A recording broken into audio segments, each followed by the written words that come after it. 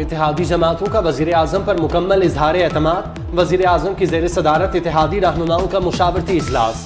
ज़राए के मुताबिक अहम तयनाती पर साबिक सदर आसिफ अली जरदारी ने इजलास से खिताब में वज़ीर आज़म शहबाज शरीफ से कहा कि आप वज़ीर आज़म हैं और आइन ने ये इख्तियार और इस्तेकाक आपको सौंपा है। बिलावल भुट्टो ने कहा, मियाँ साहब हम हर फैसले में आपके साथ खड़े हैं। चौधरी शुजात बोले, अल्लाह ताला ने आपको इस मनसब पर बिठाया, ये आपका आइनी हक है। खालिद मकसी और खालिद मकबूल सिद्दीकी का भी वज़ीर आज़म शहबाज शरीफ पर मुकम्मल एतमाद का इजहार।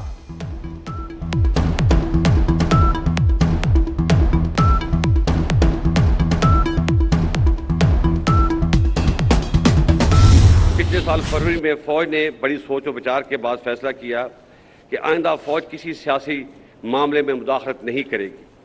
मैं आपको यकीन दिलाता हूं कि हम इस पर सख्ती से कारबंद हैं।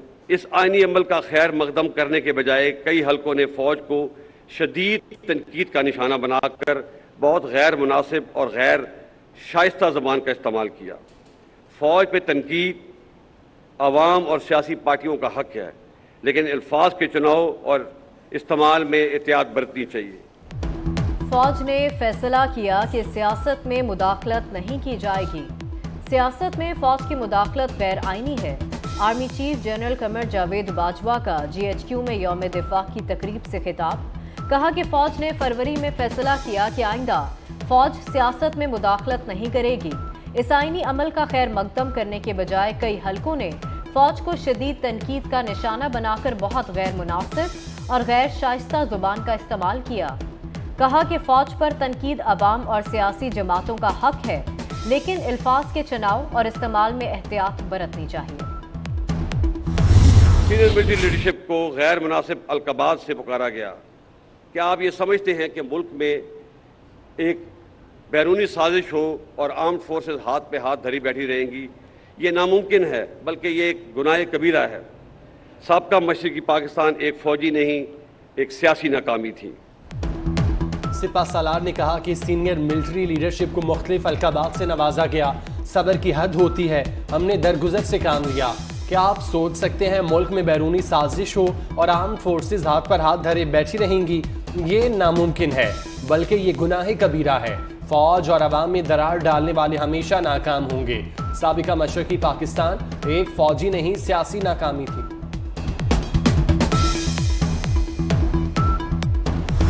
जमहूरियत की रूह को समझते हुए और अदम बर्दाश्त की फ़ज़ा को ख़त्म करते हुए पाकिस्तान में एक सच्चा जमहूरी कल्चर अपनाना है। 2018 के इलेक्शनों में बाज़ पार्टियों ने RTS के बैठने को बहाना बनाकर जीती हुई पार्टी को सिलेक्टेड का लक़ब दिया और 2022 में एतमाद का वोट खोने के बाद एक पार्टी ने दूसरी पार्टी को इम्पोर्टेड का लक़ब दिया। फौज ने अपना कथारसिस शुरू कर दिया। उम्मीद है सियासी पार्टियां भी ऐसा ही करेंगी। हमें पाकिस्तान में जमहूरी कल्चर को फरोग देना है। आर्मी चीफ ने कहा कि तहरीक अदम एतमाद के बाद एक आने वाली हुकूमत को इम्पोर्टेड कहा गया। 2018 के इंतखाबात के बाद एक पार्टी ने दूसरी पार्टी को सिलेक्टेड कहा। झूठा बयानिया बनाकर हिजान पैदा करने की कोशिश की गई। हमें माजी की गलतियों से सीखना होगा।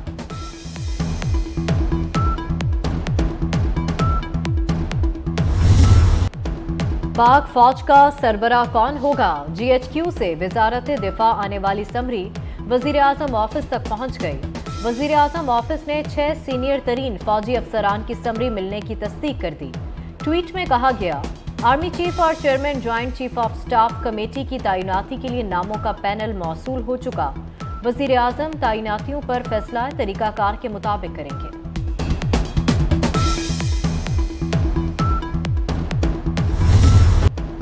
GSQ की जानिब से वजारत दिफा को भिजवाई गई समरी में लेफ्टिनेंट जनरल आसिम मुनीर का नाम पहले नंबर पर, लेफ्टिनेंट जनरल साहिद शमशाद मिर्जा दूसरे और लेफ्टिनेंट जनरल अजहर अब्बास का नाम तीसरे नंबर पर। लेफ्टिनेंट जनरल नोमान महमूद चौथे और साबिक DGISI lieutenant general Faiz Hamid का नाम फहरिस्त में 5वें नंबर पर शामिल। लेफ्टिनेंट जनरल मोहम्मद आमिर फहरिस्त में 6ठे नंबर पर है।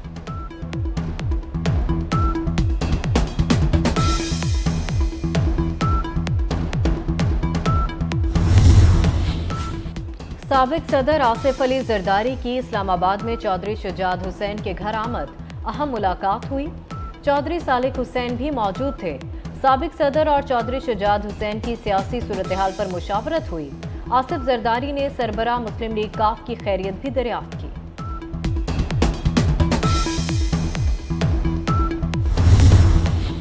चेयरमैन पीटीआई इमरान खान कहते हैं आर्मी चीफ तैनाती की समरी के मामले पर सदर मुमलिकत आरिफ अलवी मुझसे बात करेंगे।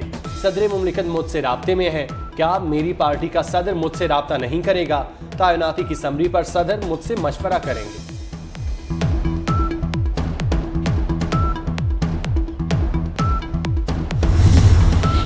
NA 45 कुरम में इमरान खान और इकबाल वजीर की जानिब से ज़ाब्ता अखलाक की खिलाफ वर्जी। इलेक्शन कमीशन ने फैसला महफूज कर लिया। स्पेशल सेक्रेटरी ने कहा, इलेक्शन के दौरान सरकारी गाड़ियां और सरकारी वसाइल इस्तेमाल हुए। पीटीआई वकील बैरिस्टर गौहर बोले, हमने कुरम में कोई जलसा ही नहीं किया। इलेक्शन कमीशन को दिल बड़ा करना चाहिए। चीफ इलेक्शन कमिश्नर ने कहा कि हम तो दिल बड़ा करते हैं, लेकिन दूसरी साइड से बड़े दिल का मुजाहरा करना चाहिए। पीटीआई जलसे के लिए इस्लामाबाद से गुजरने की दरख्वास्त पर समाअत। इस्लामाबाद हाई कोर्ट में समाअत के दौरान वकील ने कहा, 26 नवंबर के लिए पीटीआई ने रावलपिंडी जलसे की कॉल दी है। चीफ जस्टिस आमिर फारूक ने रिमार्क्स दिए, आपकी इस्तदा है मैं इस्लामाबाद इंतजामिया को हिदायत दूं जो मैं नहीं दे सकता। ये इंतजामिया का काम है, अदालत हिदायत नहीं दे सकती। समाअत गैर मुअय्यना मुद्दत तक मुलतवी।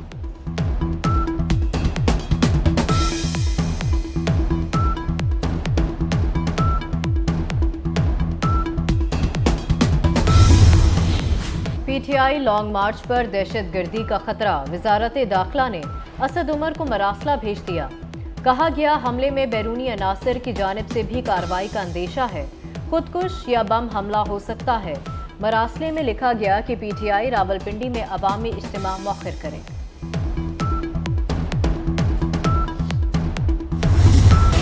तोशाखाना रेफरेंस में इमरान खान की नाअहली का मामला। लाहौर हाईकोर्ट में इलेक्शन कमीशन की नाअहली के इख्तियार के खिलाफ दरख्वास्त की समाअत के लिए 3 रुकनी बेंच तश्कील। जस्टिस मोहम्मद साजिद महमूद सेठी ने दरख्वास्त की समाअत के लिए लार्जर बेंच तश्कील देने की सिफारिश की थी। दरख्वास्त गुजार जाबिर अली ने तोशाखाना केस में इलेक्शन कमीशन के इमरान खान को नाअहल करने का इकदाम चैलेंज कर रखा है।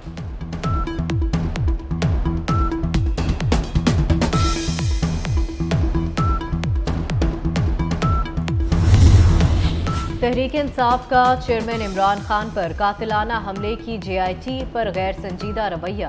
JIT को कंटेनर पर तैनात सिक्योरिटी तक रसाई ना दी गई। कंटेनर पर मौजूद फायरिंग करने वाले सिक्योरिटी गार्ड और उसका असलहा भी फराहम ना किया गया। अब तक हमले में किसी भी जख्मी का बयान रिकॉर्ड ना किया जा सका। JIT सिर्फ मकामी अफराद और नवीद से तहकीकात कर पाई।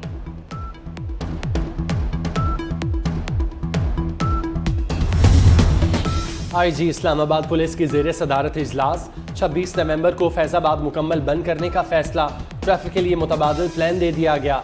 अंदरून शहर ट्रैफिक रवां दवा रहेगी। फैजाबाद बस अड्डा और मार्केट भी जलसे के दौरान बंद होगी। पुलिस FC और रेंजर्स की नफरी तैनात की जाएगी।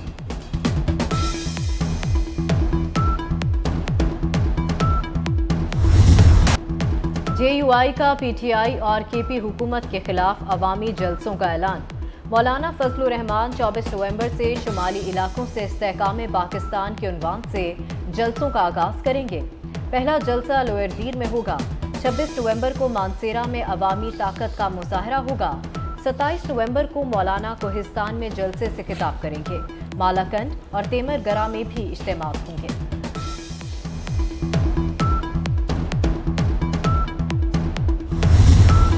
गवर्नर खैबर पख्तूनख्वा हाजी गुलाम अली ने ओहदे का हल्फ उठा लिया। Chief justice Peshawar high court justice Qaiser Rashid Khan ने हल्फ लिया। सदर आरिफ अलवी ने तैनाती की मंजूरी वजीर आजम की एडवाइस पर दी। हाजी गुलाम अली साबिक सेनेटर और पेशावर के जिला नाजिम भी रह चुके।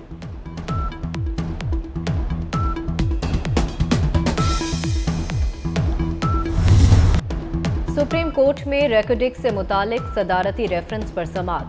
जस्टिस मुनीब अख्तर ने रिमार्क्स दिए, रेकॉर्डिक मंसूबे में 50% शेयर्स पाकिस्तान के हैं।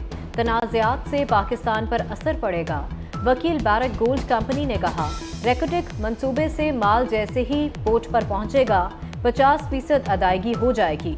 चीफ जस्टिस ने कहा, हुकूमत पाकिस्तान जो करे वो बैनुल अक़वामी कवानीन को मद्देनजर रखकर करे। वरना कंपनी फिर आलमी सालसी फॉरम पर चली जाएगी।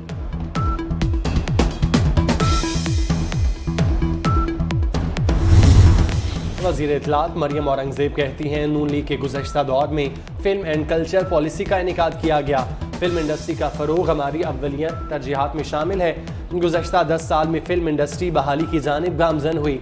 इस्लामाबाद में पाकिस्तान फिल्म इंडस्ट्री के हवाले से तकरीब से खिताब, कहा पाकिस्तान में फिल्म साजी से आमदन पर कोई टैक्स नहीं।